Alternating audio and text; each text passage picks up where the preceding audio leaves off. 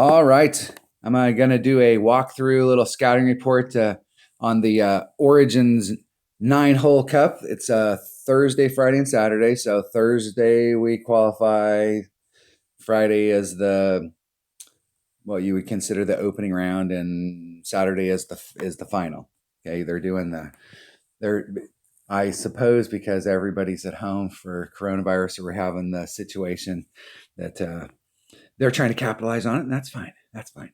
What my original thought process was, and I think a lot of people's thought process was, is when the 9-hole cups came out, they were going to actually be on one course, which cracks me up about the way that the courses are set up in Playdemic, because we never actually play a course. And when they do play a course, it's very seldom that they actually play the holes in the order that they are on the course. And so the 9-hole cups would give you an opportunity to see where you are on that particular course, whether it be, we've done Glen Monarch twice, and we've done Glen Monarch once, and then we did the Southern Pines twice. But we've got 26, 30, somewhere in that neighborhood courses, and being able to go to one of these courses and just play the course as it is. But we've got 3 different courses here. We got Glen Monarch Estates, and we've done a lot of stuff at Glen Monarch here recently: Port Hill, Cove, and White Cliffs. So the way the holes work, if you haven't already figured it out, let me so hole number 1 is actually in the Glen Monarch. It's actually hole number 1 in Glen Monarch. Hole number 2 is actually hole number 4 in Glen Monarch. Hole number 3 is Port Hill Cove, hole number 3. Hole number 4 is Port Hill Cove, hole number 4. Hole number 5 is White Cliffs, hole number 2. Hole number 6 is Glen Monarch Estates, hole number 9. Number 7 is White Cliffs, hole number 1. Number 8 is White Cliffs, hole number 4. And hole number 9 is going to be Port Hill Cove, hole number 5. So that's the actual order. So if you go to Golf Clash Notebook, you can check out these holes. And I'm in Golf Clash Notebook. It has this hole right here is Port Hill Cove, hole number 5, and it shows it as being in the 3rd anniversary tournament, but it actually was not in that tournament. So they got they got that hole wrong. The 3rd anniversary tournament, the holes are not right. So the only tournament that's been in is the Summer Major. All right, let's go check out. Let's go find these holes. Let's go to courses. We'll go to hole number 1. Hey, baby. Yep, a couple hours. Glen Monarch Estates, hole number 1. Got to go climb another roof today. I was on a roof yesterday for 12 hours. Big, steep, tall roof. That's why I didn't get anything done yesterday as far as shooting. I shot a short video last night before I went to bed, but I was trying to gather all the info for these holes. So hole number 1 is going to be Glen Monarch Estates, hole number 1. And let's talk about this hole. The last time this was in a tournament, almost every time that this has ever been in a tournament, the wind has been blowing kind of like in this direction. It's blowing from the right to the left, a little bit of tailwind. The last time we were in this tournament, the wind was blowing such that we had, let's see here, maybe the wind normally is blowing in this direction. And so the last time we were in a tournament, the wind was blowing this way. And it really affected how we set the shot up, because when we're down here, there's several different ways that you can go. You can do the bounce over here, the yellow shot. You can bounce over from here over to here and come in. There is a wind adjustment that we need to make on this. In the past, we've done 10%, but we'll have to see which way the wind's blowing. You can come in on the black line and you can bring it around. It may, depending on the ball that you pick, it may take a little bit of curl. From the back tees, if you're playing from the 2nd or the 3rd tees, this may be a better option, just depending on how the wind's blowing. It's a shot that you really want to have in your bag, especially if you're playing on whatever tour this course is in. Having this shot in your bag, so that if you get caught up in a really weird wind, you have this option, but it's usually in tournament play not the option that we're going to take. We're either going to bounce it over or we're going to do a rough bump. Now, I know that the white line here shows this like getting up in the front, but it's actually, there's a really killer rough bump right here. And the last time we played this in a tournament, the wind was blowing such that the wind was blowing like this, and we had to adjust out. And this sand right here has got that lip. So here's the rough, and then it drops into the sand. So when you pull into the sand, it makes a jump of about 3/4 to 1 ring, 1 mile per hour of wind, and it makes a hop, and it'll throw your adjustment way off. So the last time that was in a tournament, normally I do 1 backspin on this hole with no side spin. If the wind is blowing this way again, you have several options.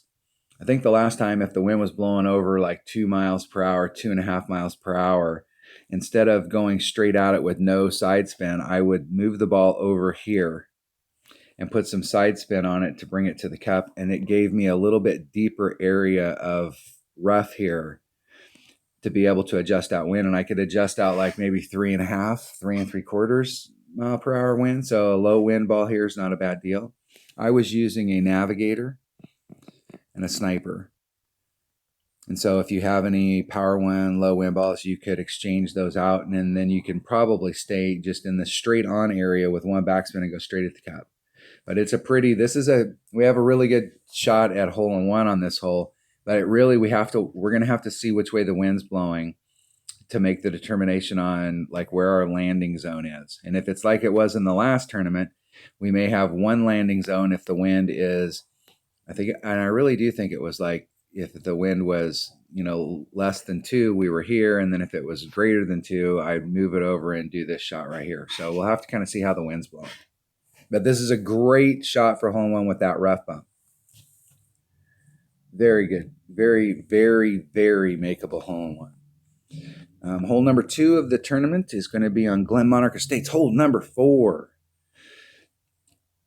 Okay, this is another hole we just had in a tournament. We were going out, there's a bunch of different ways you can, a lot of these par 4s, you can try and get on in one. One of the things, and I'm going to be curious to see how they do it, but you look out here, and this is an old picture of it. You look out here and you don't see anything. In the last tournament, they planted some trees out here, and the big max overpower hook shot that we used to do to try and get on in one, they've planted some trees out here, and I tried it with my extra mile, and I was able to get up into, I think there was one time I was in the sand, one time I was in the fairway, one time I was in the rough, and it doesn't have quite enough curl to get me all the way around. And from where I was landing at back here, I couldn't, it's real simple, move the ball to the right a little bit so that you can get the ball going in this trajectory. But even with the power 5 ball, I couldn't get far enough in front of the sand to get any farther to the left. So the farthest that I could get with up here, this was the best that I could get with the extra miles curl. So I thought, okay, no problem. I'll just bring out an apocalypse. I got a bunch more curl and I'll be able to make that swing. And I got out there and popped it off and was like, yeah, hit perfect. And then bam, hit the tree. I mean, like literally like, yeah, boom, hit the tree. So this direction right here, if you're going to try and get on in one, maybe a little problematic. I did see a lot of people doing a max overpower hook shot here where you're trying to get in using an APOC and you could set this up with a lot of different clubs, trying to get one bounce here, go over this, and then dribble up. So there is an opportunity to get up there. One of the things that I've learned, and I've learned this the hard way, and I have to thank my teammate Desmond, because I've always been the type of player that believes that we make our money on par 4s. Par 4s are getting eagles on all the par 4s is the way that we can really make our money in this game.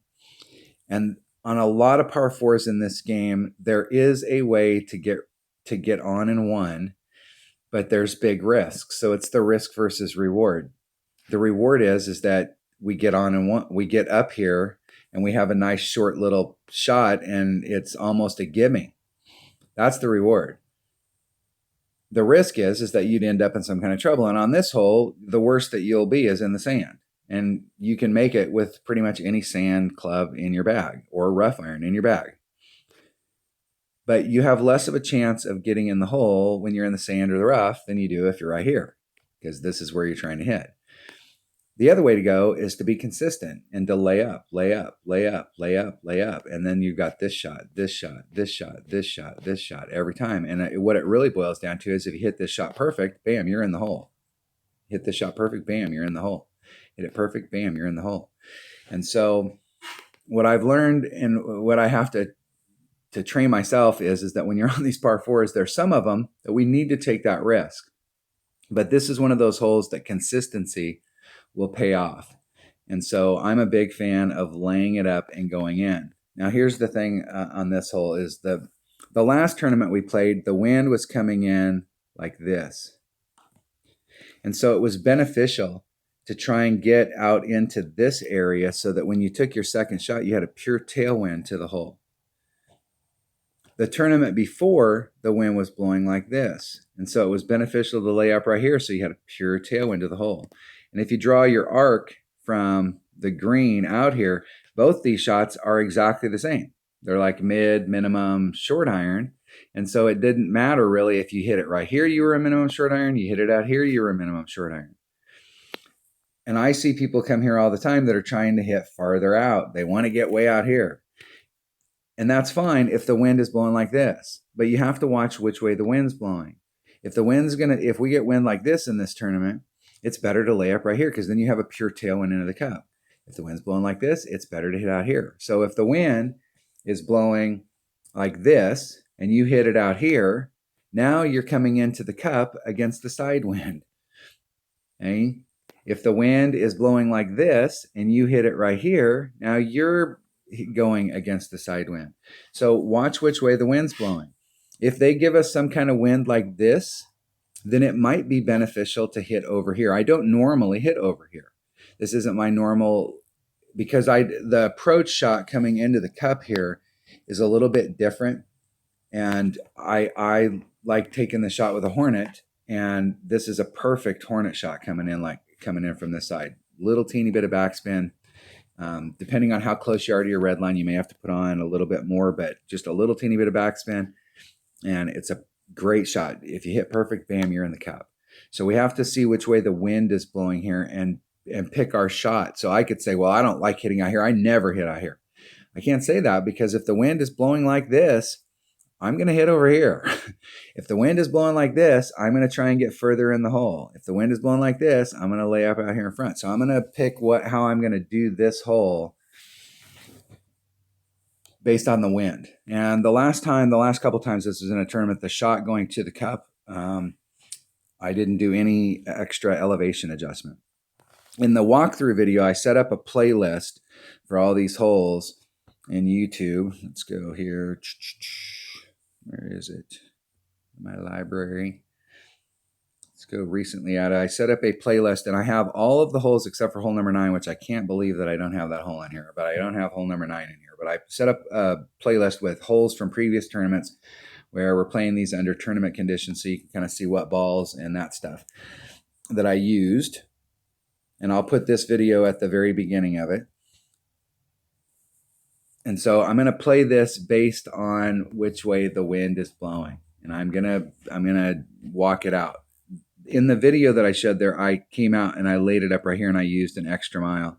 This is a better deal if you use a QB or a rock, either one, 100% accurate club. If you're trying to go through this gap using a more accurate club, with our QB and our rock, we may not get as much forward rolling distance. And you may not end up like way out here. You may end up more in this area. And what it tends to want to do when you go through this is it's falling down towards that rough. And so the course is actually sloped down towards that rough. You can see the little trough right here. And so as it comes through here and it tails off and it slows down, it wants to roll towards that rough and you could end up in it. So using a more accurate club might not be a bad deal. But we'll have to see on this hole which way the wind's blowing. And that is going to determine to me which way I'm going to go because I want to hit with a pure tailwind into the cup. Hole number 3. is going to be Portillo Cove. Let's go courses. Portillo Cove. What do we got here? Portillo's. Can I spell today? Let's see if I can spell today. Portillo Cove. Hole number 3. All right. I used to hit on this hole when it first came out. The first time we played this hole, I was hitting up into this area right here, trying to get some forward bleed, and I don't like that shot. I didn't like it then, and I don't like it now. It's when you're coming up here, this is way, like the tee box is down here, and this area up here is like way up here. And when you're rolling down through this, it can be very inconsistent where you can catch it right and you can end up way down here, and you can catch it wrong and you end up here. And it's super easy to get your trajectory so that you end up in this. And if you get behind those rocks right there, those rocks are in play. A lot of times we get on these holes and the rocks aren't necessarily in play. Those rocks are in play. You get behind that rock up there on that hill in that little fairway bunker, and you are, what's that word? Screwed. I just found that shot over there was really inconsistent. I am assuming that everybody out there has, if you've played T4 for any length of time, you have a QB. And if you've got a QB, what you can do is you can shoot this shot here and then come over into this fairway. And what I found was that with my QB, I was doing maximum left-hand side spin. I was staying about 2 rings off of this transitional surface for my setup. Actually trying to eke out 2.5 because we're doing so much curl, but trying to give yourself as much room as you can for the curl to become effective. No more than 3 topspin. If you put on too much more than that, you'll end up bleeding off over here. There's only so much you can get around that corner. If you've got an upper developed rock, a level 8 rock, you can probably get further around. I think I used a QB in the video that I showed, but I think what I'm going to do is I may bring out my rock and see how much more I can get, see if I can get it. You're not going to get, with a rock, you don't have as much topspin as a QB, but it has more curl. So I may be able to get put more topspin on it than 3 because I have more curl to get more forward distance. But I'm definitely going to be playing to this direction. From over here, you have a very nice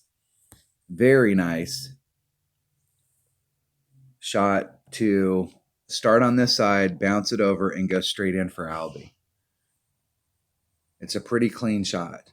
I don't normally like to set myself up in areas where I have to hit over sand coming into the green, but this is actually not too bad a shot. It's going to be really difficult to end up in the sand.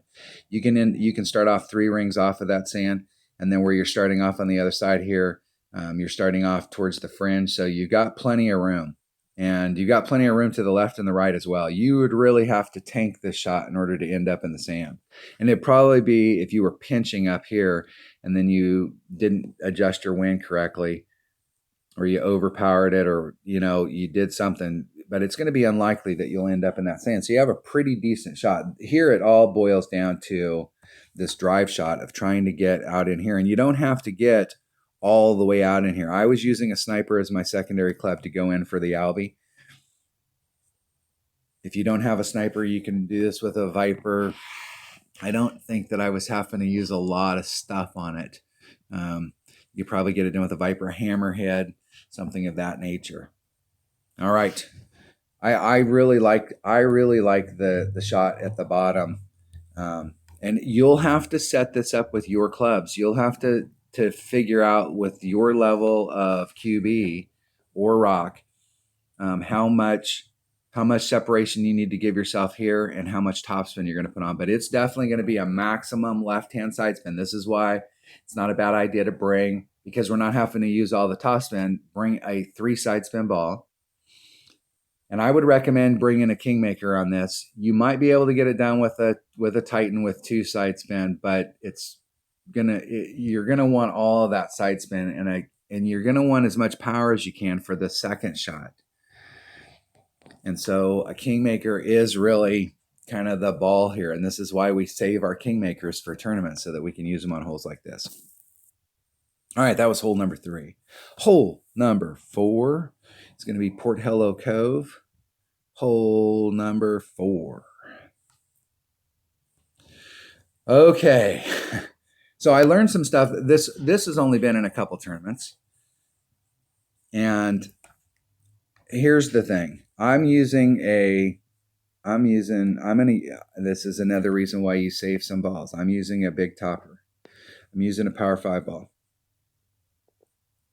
And with my big topper, max top spin, and we have to play this out and see if it's max curl or where the curl is at. But coming into this area, I think with a big topper, if I'm not mistaken, I was using overpower on it because your red line was like back in this area. And so even with a 5 power ball, you could do overpower on it to get up here to the front.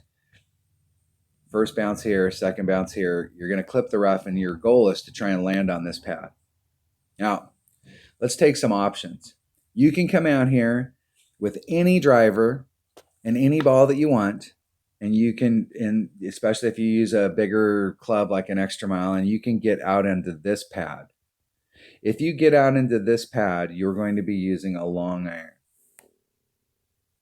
And from the angle that you're coming into the green, this green is super steep around it, like super steep. The only spot on here that's not as steep as the rest is right in this area.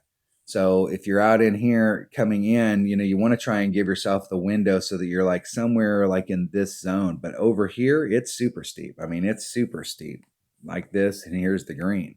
Super.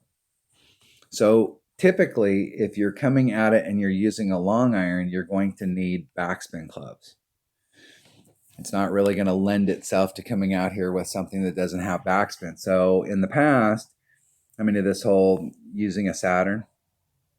And that while you think about it, Saturn has 92 backspin. Like, wow, that's tons of backspin. It's not 100. And it can barely get the job done. If you have a level 6 Grim Reaper, okay, it's got 100% backspin. And it can get the job done. So if you've got a Grim Reaper, if your Grim Reaper has whichever club in your bag, your long iron that has the most backspin, that's the one you want to use as far as long iron. Every club in my bag is going to be backspin except for one. Two. I'm going to bring a big topper to get me out here. I'm going to bring a Grim Reaper if I'm over here. I'm going to bring a machete if I'm here. And I did find that if you're in this rough and I have to use a machete, and it's pretty much the same with any level of a machete, if I'm in this rough, it's 3 per ring.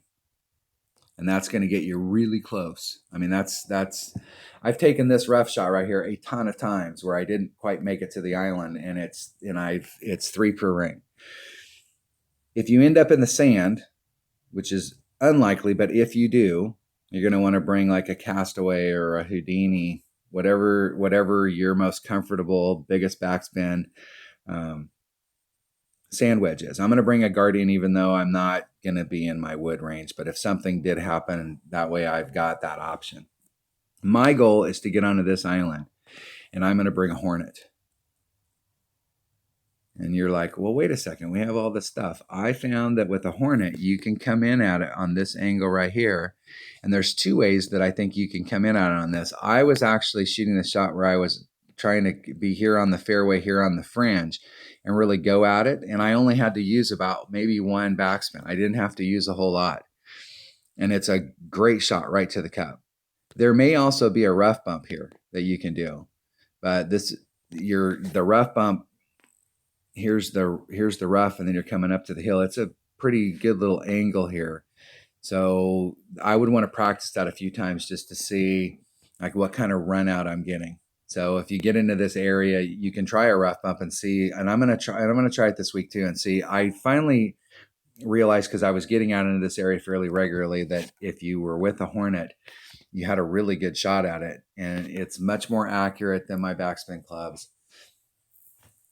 And it gives me a really good look. So that's the shot that I'm going to take, is I'm going to come out here trying to get onto this island, use my Hornet to take it into the cup. But if I don't get onto this island, I want to have a plan. And the plan is to bring my backspin club so that I can come at it with backspin. All right. That was hole number 4. Hole number 5 is White Cliffs. And this is hole number 2 of White Cliff. Hey, come on. Come on. White Cliffs, hole number 2.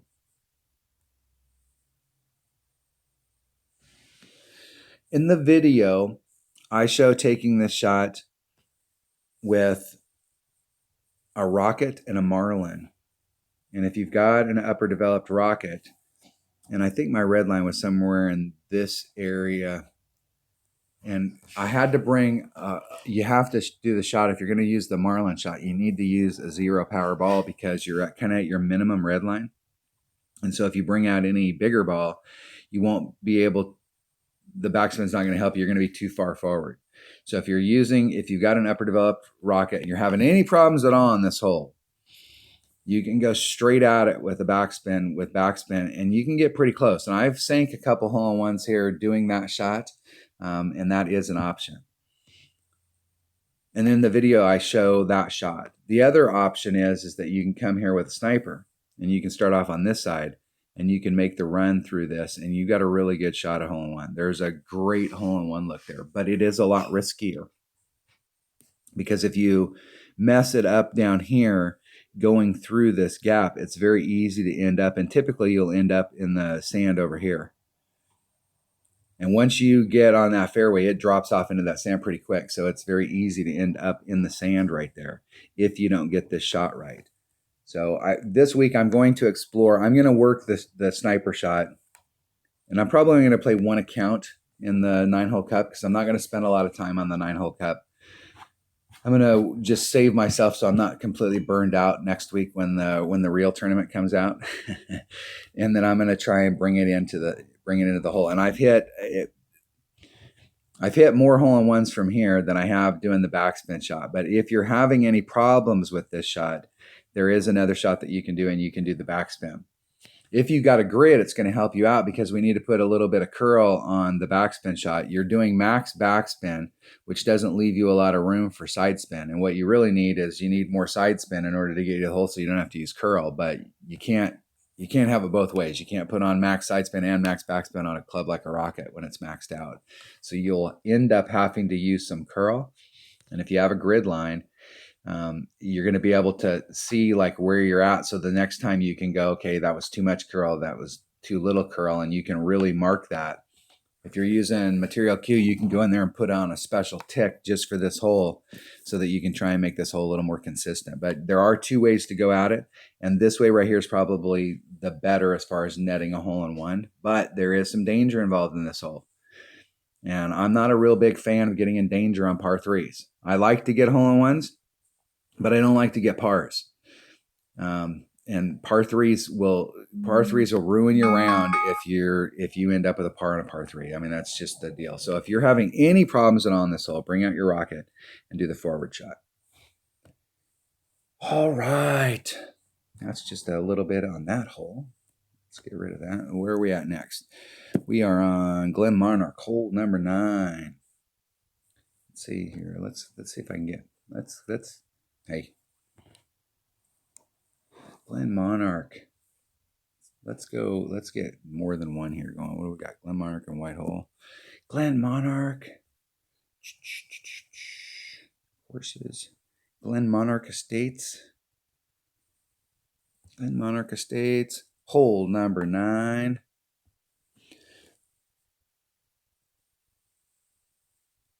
I was playing this hole not too long ago with my teammate Dunner. And I saw something on here that I either the extra mile 9, and it's not the extra mile 9. It's just I never really looked at that shot before. The goal here, this is a tough hole, and I will tell you right now, you can get out into. We're trying to get down into this area, and the farther forward you can get, the better. So I mean, you want to get as far forward as you can. You can get down here with just about any ball in the bag. If you get the shot set up, you can get down in here no problem. This hole is not about the first shot. This is definitely a one shot at a time type hole. And so you can get down here with any ball you want. But you bring a low power ball, this second shot is tough.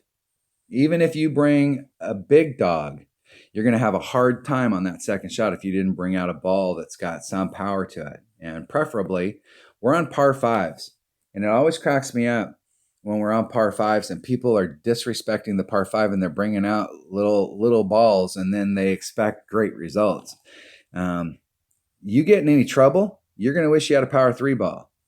You can do the layup up here and get as far as you can to give yourself a chance. And this hole is not easy to get on from distance because of where the green is around that bend.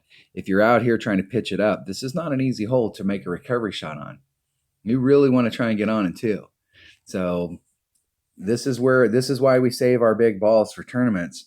It's for holes just like this. And a Titan's not a bad idea because we don't need a lot of side spin. We're looking and if we need to use the wind because we find ourselves in a little bit of trouble, we're going to have a much better wind with a Titan than we will with a Kingmaker. But if you're in the right spot consistently, a Kingmaker is going to help you because it's going to help cut the wind down. What I've been doing is on the drive, and what I'm going to change in this particular tournament is, you're trying to come through this area to try and get out into here. And what I noticed when I was playing Dunner the other day was if I moved out a little bit, I could do it's like a 1 bounce, 2 bounce, 3 bounce in the rough, clip the rough and roll out here. And you're up in this area. You're a little bit shorter than here, but it's super consistent because when you're trying to go out into this area, you're trying to clear this rough right here and hit, but you've got to put enough topspin on to clear, but not so much topspin that you end up in the rough out here. And it's just a real fine line of getting that right to get up in here. And it can be done, but it's definitely one of those shots that if you make just a little teeny bit of a mistake, you can have a problem. But I'm going to explore what happens if we do the rough bump here, where we're doing that second or third bounce rough bump, trying to just bleed it out into this area to come in. If you've got for your second shot, and there is, and I'm not sure if in Rookie we can do it. There used to be a max overpower hook shot here, and I know I've done it in Expert before, but the winds are so much higher in Expert, you can get some stuff done. There is a shot that you can do here where you can do a max overpower hook and land in this area. You're going way out and then trying to get your ball over to the other side. And if you can get to the other side, then you're definitely in the good stuff. Hold on. I need coffee. So our second shot, and so we get down here, and I'm gonna work this shot because I want to see how that rough bump works. And if you do the rough bump here, you widen this out. The whole goal with the rough bump, and I hit the wrong button. The whole goal with the rough bump is not to try and do the rough bump in this narrow area, but to try and get out into this fat part of the fairway right here, because you have much more room for maneuver. If something goes wrong to the left or the right, and something goes wrong to the left here, you're going to end up in the fairway, and then you're going to definitely blow past. If something ends up going bad to the right, you're going to end up in the sand. You got a very small window. You pretty much need to hit perfect. But if you move over here where the fairway's a little bit deeper and wider, you've got a little bit more wiggle room as far as, if you don't hit it perfect, great to the left or the right. Second shot, you can do this with a big dog. If you've got an upper developed Guardian, you can do it with a Guardian. They hit the same distance, and in a lot of cases, if you get way down in there, your first bounce is somewhere like in front of this line. And you may, depending on where you're at, if you're at the back part of this line, you may have to put on a little bit of topspin to get up here. If you're in the front of this line up here, you may have to put a little bit of backspin. And if you've got a Guardian we got 180 for a big dog, and a level 8 Guardian's got like 179. So distance-wise, they're exactly the same. We're not going to need more than the 3.5 topspin that you get with a Guardian if you did your drive right. If you find yourself short and then your red line's back in this area, you may wish that you had a big dog because it's got so much topspin. You could try and topspin where you come into this area and just bleed out onto the green. So you'll have to make that determination based off of where you're ending up on your drive or where you may have a fail point. But you can get it done with either club. And my whole goal here is not to get greedy. I'm not trying to go for Albie. My goal is to get on the green, get my eagle, and go, yay! Because a lot of players, like the last tournament, hole number 8 was a was a hole that like 30% of the people got par. I can see this hole being a thing where 30% of the people get birdies or higher. I mean, it might be higher. It might be 60% of the people that get on this hole get a birdie. And it'd probably be more towards like 50% get a birdie and maybe 20% get a par, and then you got 30% to get eagle. It's going to be a number where the mass majority of people that come to this hole are not going to get the eagle. The mass majority of people are going to end up with a birdie. And then you're going to get some people that end up with a par, and you're going to get maybe 1 in 100 that end up with an albie. And it'll be a total luck thing. If I ever get an albie on this hole, it'll be totally luck. Because I'm not really going for albie. I'm just trying to go for eagle, because most of the time on this hole, if you can get an eagle, you win. All right. That was just a little bit on that hole. And some of these holes, I'm going to, as the week goes on, these are always works in progress. When I'm doing these scouting reports and walkthroughs, it's basically like just kind of thinking out loud and going through the holes. But when we get out there, sometimes wind will change my entire philosophy. And so depending on what kind of wind we're getting, we'll have to see. White Cliffs. This is hole number 7. This is hole number 1. Okay. This hole, I want to explore what my options are on this hole. What I've been doing the last few times that we played this hole is coming in with a QB, 2.5 rings off of this transitional surface, 2.5 rings off. And I believe I was using max topspin, max right-hand side spin, max right-hand curl, and just bringing the ball right down through and letting it roll out as far as it can, and then coming at the hole. Because where you're coming at this hole, if you're taking that lower shot, is typically you'll be in such an area that you're coming at the hole in front of this line. So there's very little room in front of this line to try and run it up with like a hornet. If you could get farther down here where you can come at it like this, you've opened this fairway up, and you could bring a hornet, or you could bring another club. So I'm going to explore this to see like what my options are. One of the clubs that I have that I didn't have the last few times is an Apocalypse, and I've got my Apocalypse up to level 4. And so it has more topspin than the QB. I'm not really using, and it has more raw power, but I'm not really using the raw power here. You don't want to get, the thing about taking these types of shots is you bring out a bigger power club, and let's say your red line's here. Well, you can't start off here and try and get over here. You can't cover this swing. There's no way you're going to be able to cover this. The only way you can cover that is to be further back. And I think if you use the end of this sand trap as kind of a guidepost, that when you do the curl, it's going to bring it over, and you're going to bounce somewhere in this neighborhood right here and then roll it forward. There is a fine line though. If you get too far forward here, you've actually widened this angle out so much that you're not going to be able to make it. So we'll have to, with your clubs, whatever club you decide that you're going to hit this hole with, you'll have to find a spot out here.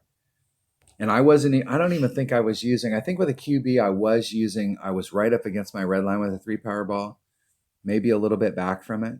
If you use a rock, which has more curl, which is probably how I would prefer to hit this hole. But the thing is that you're going to find yourself pretty much in the same spot.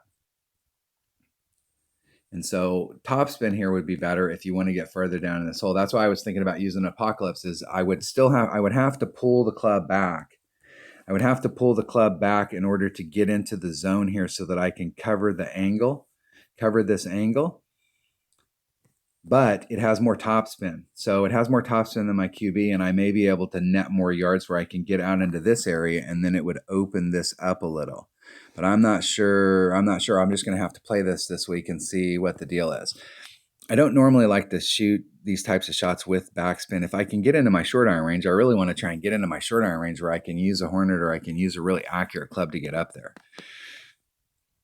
But you can make the shot into the cup. And what I found is here's the cup. If you're doing backspin, if I aimed right at the hole, when I hit perfect, I always ended up to the right.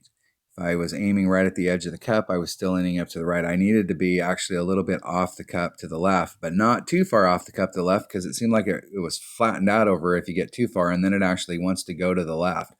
There's a fine line, maybe a quarter of a cup off to the left, to try and get in the hole. And in the video I was aiming right at the edge of the cup, and I hit a grate to the left, and it ended up in the hole.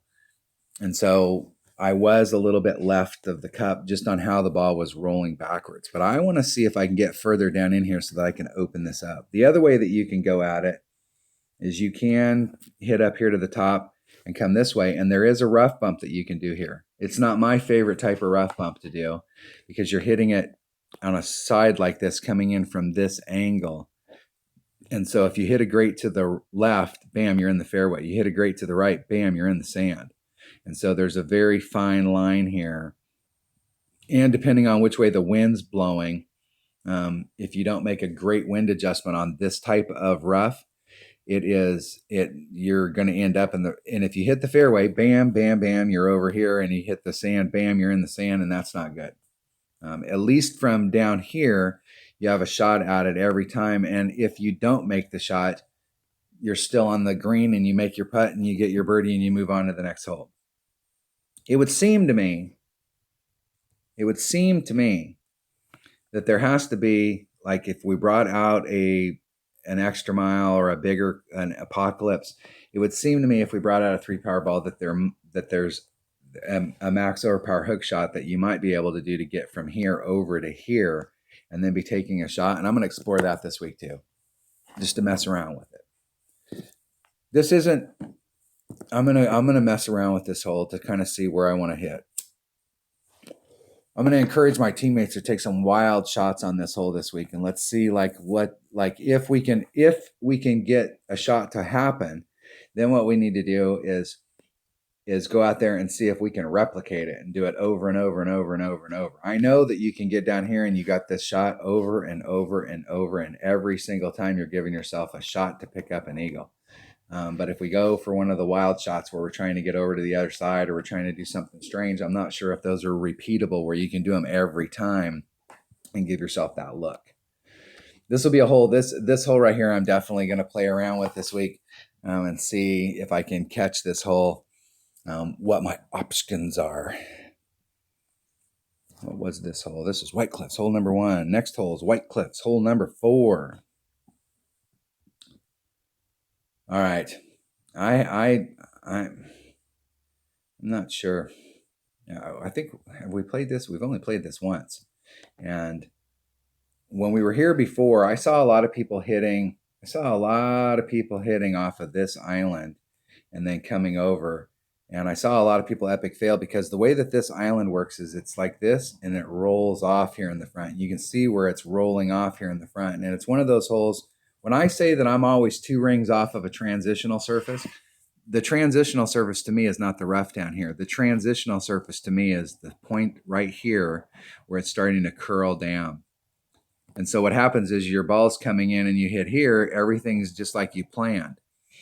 If you're going for here, it's going to now carry farther, and you're going to end up with not good results. So usually when I'm on a hole that's got this kind of movement on it, I don't think of the rough as being the transitional surface. I think of where it starts to drop as the transitional surface, and I want to be 2 rings back from that point.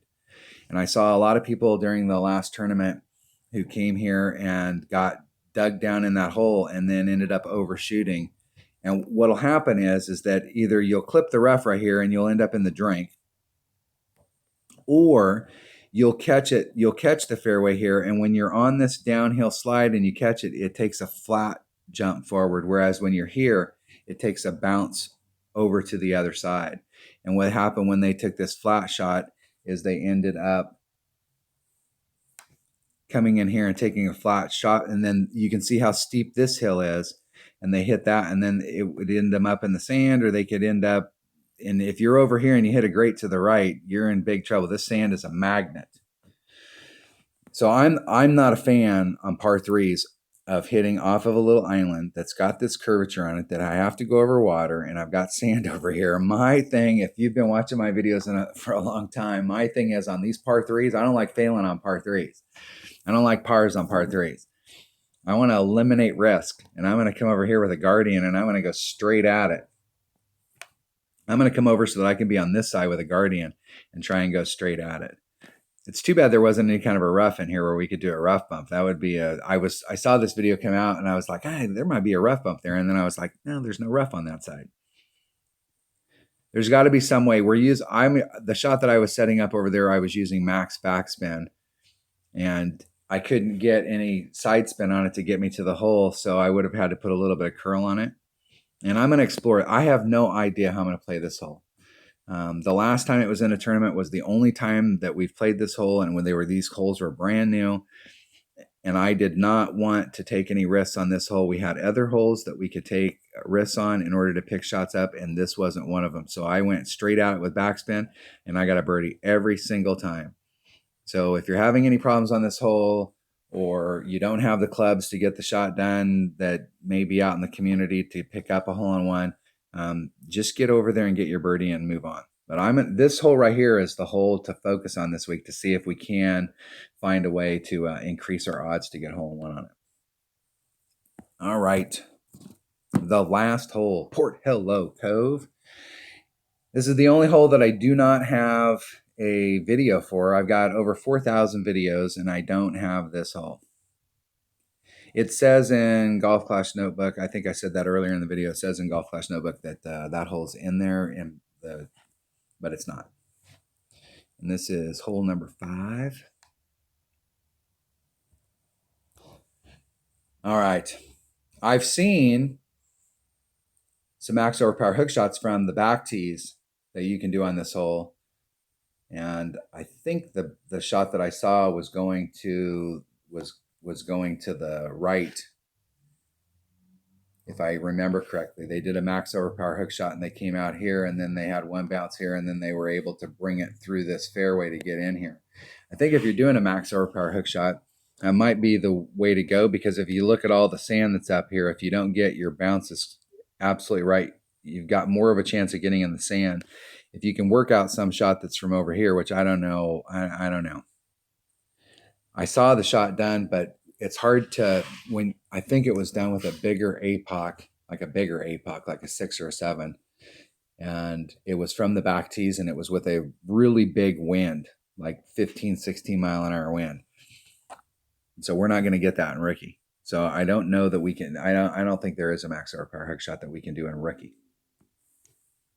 If I remember correctly, there's 2 ways to play this hole, and I think when I started off, I can't remember which way it went. When I started off, I was you can bounce off of this island right here, and you can get yourself up into the front of this, and then you can either do it depending on your distance here, and you want to bring a club that's got great ball guide.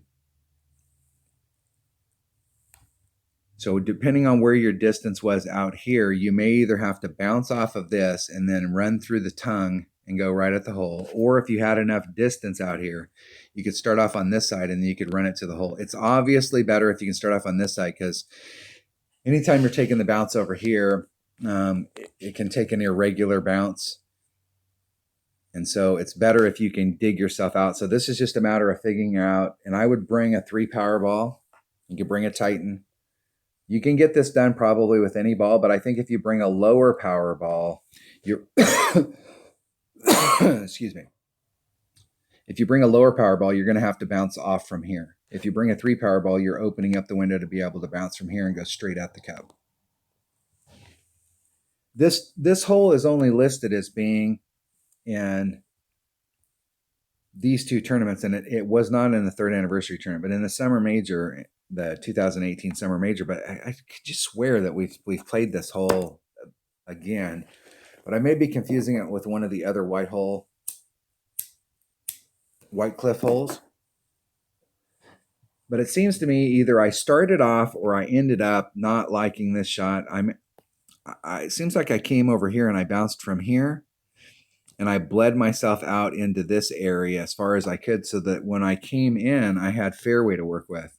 It seems like I ended up doing this shot more than I did this, but it may be the other way around. I can't remember, but I'm going to explore both of these. And I like this area out here. I like the fact that you can run out, and when you get into this area, you're not limited to having to be either on this or on this to do your shot. And if you can't get to here, you may have issues. Here, you've got fairway all the way to the cup. And so it gives you the ability to, if you want to do a little backspin or if you want to do a little run up, it gives you some options and it gives you a much better path to the hole. I'm going to try out here and see whether I like the shot, but it's sometimes these transitions when you're going out to islands like that. Let's like look at our angles.